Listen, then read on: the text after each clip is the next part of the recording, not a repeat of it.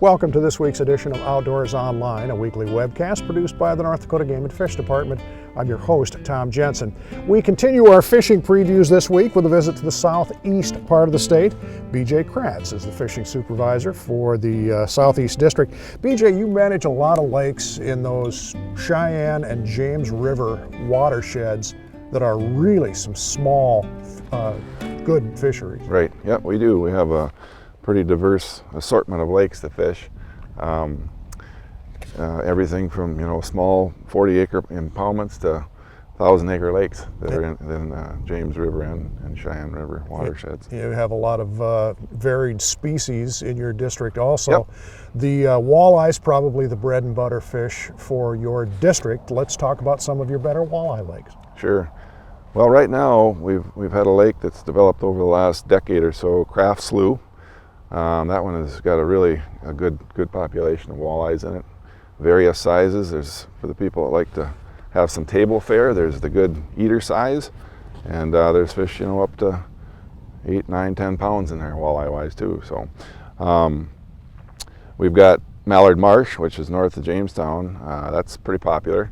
A lot of eater size fish in that one. Good numbers there. Fox Lake, Barnes County, over toward Valley City. That one's got a history of being a pretty good walleye fishery, especially early on when people can get out there and access before it gets too weedy and so forth in the summer. Sure. So let's talk about some of your better northern lakes. It seems like everybody that I've talked to has a lot of northerns, and of course some of your fisheries are better than others. Yeah, there's no doubt about that. We've got a lot of options for pike. Probably not quite as many as we had in the years where we had a lot of water and natural reproduction and so forth, but Lake Lemoore actually has come around pretty nicely from fairly low pike numbers to pretty good numbers now. And good sized fish in there, fish up to your 39 inches or so. Another one is Barnes Lake. That's in Stutzman County. That's a good pike lake. Lots of numbers in there. Those are probably the two better ones. And then we have Twin Lake down by also by Lemoore that puts out pike every year, especially during the winter time, but it can be good summertime fishing too. So those are probably your main lakes to fish pike on.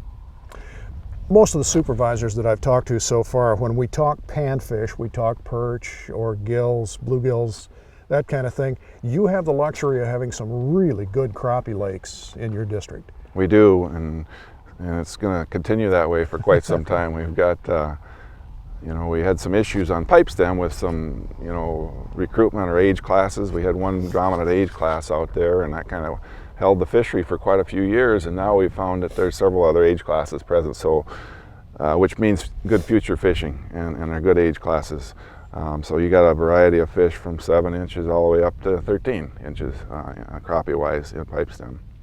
Jamestown Reservoir, on the other hand, is a similar situation. We have a little better recruitment there, so the numbers are high in Jamestown and pretty good average size this year, probably about a 10.5-inch average, should be 10.5 to 11-inch average this year. So yeah, crappie fishing is going to be good again. Yep. We mentioned perch fishing, of course, before. You do have some excellent perch fishing in the winter, Right. A lot of your lakes. Now, does this carry over into spring and summer as well?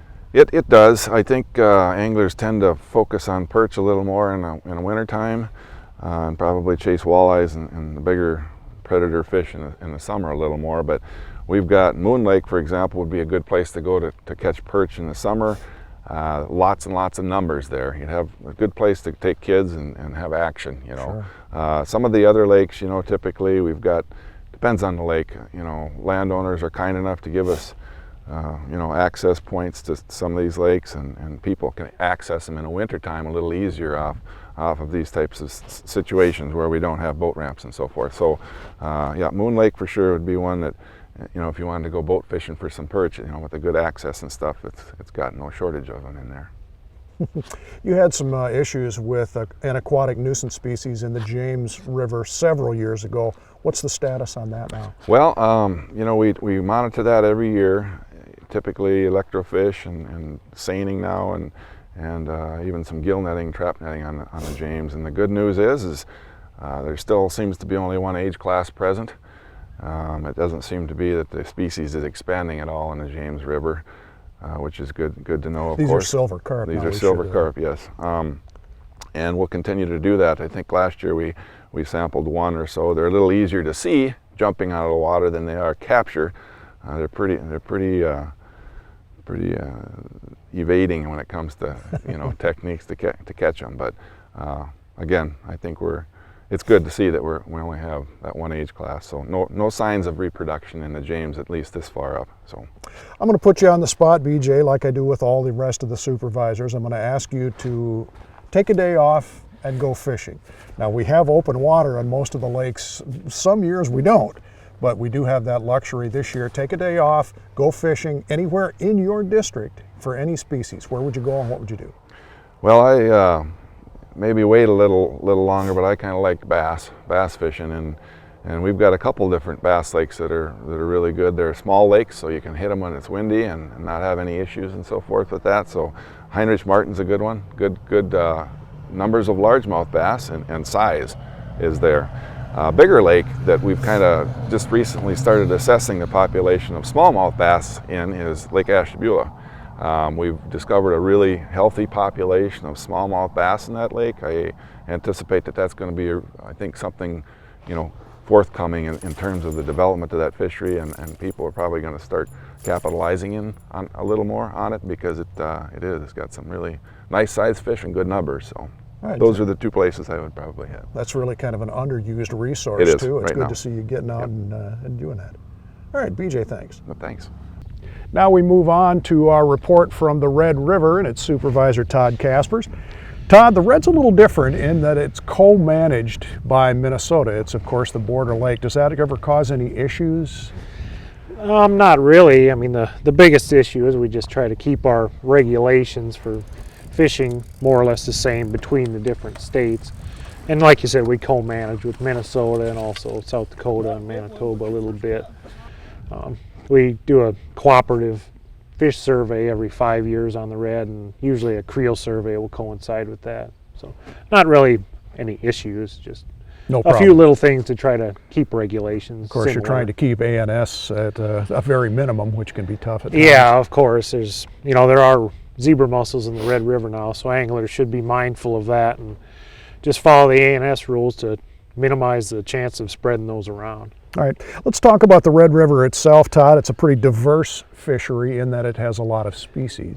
Yeah, there's over 70 species of fish in the Red. Not all of them are species that people would want to fish for, of course, but there's the channel catfish, walleye, sauger, pike, and smallmouth bass are kind of the main ones. There's also getting to be more lake sturgeon from stocking efforts as well. Mm-hmm. Let's talk about each one of those species one at a time, Todd, and start with the bread and butter fish of the Red River, the catfish. Yeah, I mean, like you mentioned, the catfish is probably the backbone of the fishery on the Red, and it's one of the best channel catfisheries in North America in terms of, trophy-sized channel catfish that you can catch, but there's also good numbers of, more eater-sized fish as well. All right, let's move on to another species, and at times there can be world-class fishing for walleye. Yeah, I mean, walleye are another major species in the Red, and there's, trophy-sized walleye available at times too, and, a good amount of those eater-sized type fish as well. Right, this would be kind of different fishing in that you don't actually put a boat in at the boat ramp and find a sandbar or something like that on a river. Some of it is dam fishing and things. Yeah, I mean, I'm sure there's a variety of other ways people catch them too, but this time of year probably a lot of the effort is more towards dams or like that riverside rock arch in Grand Forks, something that concentrates fish. Sure. Tell me about the northern fishing. Pike fishing is pretty good too. We don't have as good of information on the pike as we do the catfish, of course, but there's a good fishable northern pike population. The Red notoriously is a pretty muddy lake, so you don't, or river, so you don't necessarily have a lot of panfish. Yeah, the conditions aren't that great for panfish. You don't hear too much about pan fishing. There's not really all that much backwater habitat that they would probably need, so that's why their populations are pretty low. Okay. This time of year, in late April, I would imagine where you would go. I'm going to ask the question anyway. Take a day off and go fishing. Any place on the Red River in that district, where would you go and what would you do? Oh, I suppose if I were to go fishing on a day like this, I'd probably just try below that rock arch in Grand Forks and probably try for walleye and sauger. All right, Todd, thanks. Thank you. If you need directions to one of the lakes the guys mentioned, or in fact any fishing lake in North Dakota, the new March-April edition of North Dakota Outdoors magazine is an invaluable tool. The special fishing issue has lake maps, driving directions, boat access information, and even what species of fish are contained in each lake, also a fishing outlook from game and fish biologists. If you have a subscription to the magazine, it should be in your mailbox very soon, or the issue is viewable online at the Game and Fish website at gf.nd.gov. For BJ and Todd and the rest of the staff here at North Dakota Game and Fish, thanks for joining us for Outdoors Online. We'll see you again next week.